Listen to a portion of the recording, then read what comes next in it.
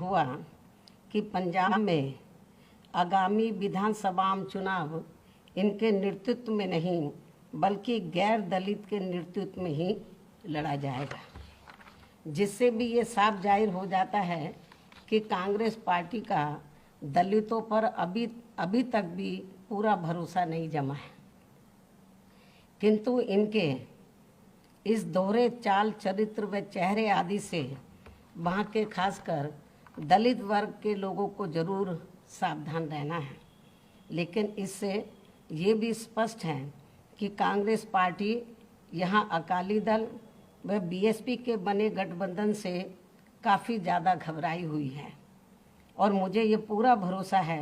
कि पंजाब के दलित वर्ग के लोग भी इनके इस हथकंडे के बहकावे में कतई भी नहीं आने वाले हैं। वैसे तो सच्चाई ये है कि इनको व अन्य विरोधी पार्टियों को भी मुसीबत में ही या फिर मजबूरी में ही दलित वर्ग के लोग केवल इन्हें याद आते हैं, ये भी सर्वविदित है। जैसे आप लोग परम पूज्य बाबा साहब डॉक्टर अंबेडकर का ही उदाहरण लीजिए, तो यदि कांग्रेस पार्टी के पास जब अंग्रेज़ भारत को छोड़कर चले गए थे, हालांकि संविधान बनने की प्रक्रिया पहले ही शुरू हो गई थी, जब अंग्रेज़ रजाबंद हो गए थे कि हम भारत को आज़ाद कर देंगे, तो जब भारतीय संविधान को बनाने की बात आई तो उस समय यदि कांग्रेस पार्टी के पास पंडित जवाहरलाल नेहरू के पास एंड कंपनी के लोगों के पास यदि इनके पास बाबा साहब डॉक्टर अंबेडकर से, बाबा साहब डॉक्टर भीमराव अंबेडकर से ज़्यादा काबिल आदमी होता तो ये किसी भी कीमत पर बाबा साहब डॉक्टर अंबेडकर को भारतीय संविधान को बनाने में उसमें शामिल उनको नहीं करते।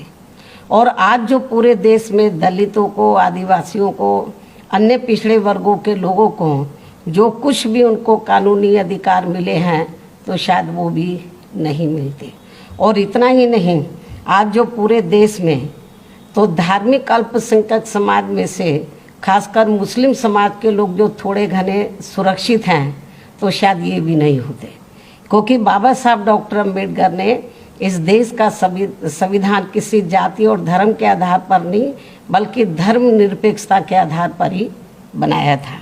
इतना ही नहीं तो ये भी मैं दलित वर्ग के लोगों को बताना चाहती हूँ। इतना ही नहीं बल्कि ठीक इसी प्रकार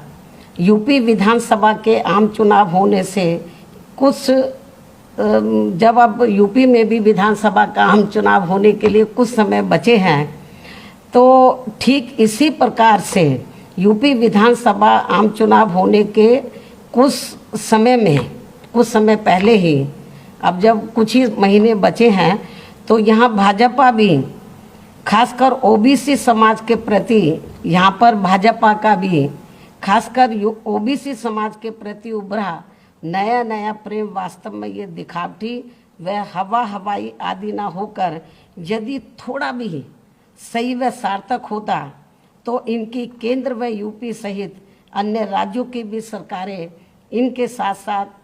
तो एससी व एसटी की भी सरकारी नौकरियों में अभी तक इनके बैकलॉग को जरूर भर देती, लेकिन ऐसा नहीं हुआ। आज भी पूरे देश में चाहे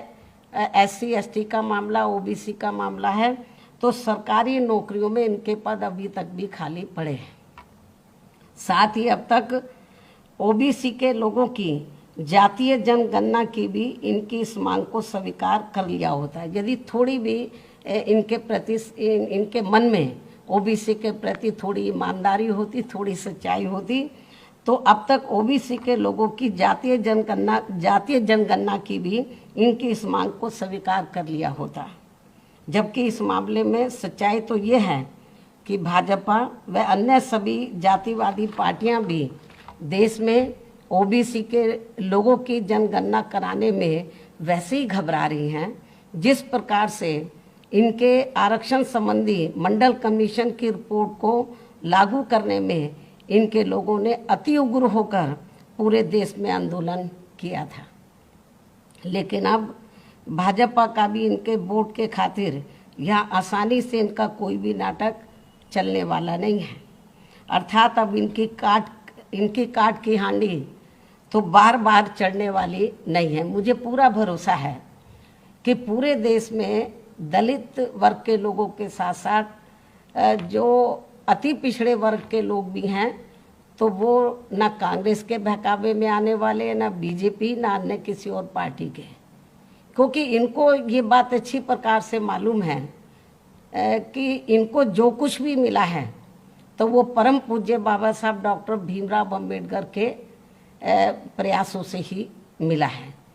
तो आज जो भी कुछ इनको थोड़ा घना ये जो जातिवादी पार्टी हैं, चाहे कांग्रेस है, चाहे बीजेपी है, या अन्य जो भी जातिवादी पार्टियां हैं, आज जो कुछ भी थोड़ा घना इनको दे रही हैं, केवल वो अपने स्वार्थ में, अपने वोट के खातिर, ना कि इनके समाज के लोगों को अपने पैरों पर खड़ा करने के लिए दे रही हैं। तो इसलिए मुझे पूरा भरोसा है, चाहे यूपी में दलित व अति पिछड़े वर्ग के लोग हैं, चाहे पंजाब में या देश के अन्य किसी भी राज्य में, ये लोग अब जल्दी से इनके बहकावे में आने वाले नहीं हैं। तो ये भी मैं आज मीडिया के माध्यम से इन पार्टियों को बताना चाहती हूँ। तो इन्हीं कुछ ज़रूरी बातों के साथ ही अब मैं अपनी बात यहीं समाप्त करती हूँ। धन्यवाद।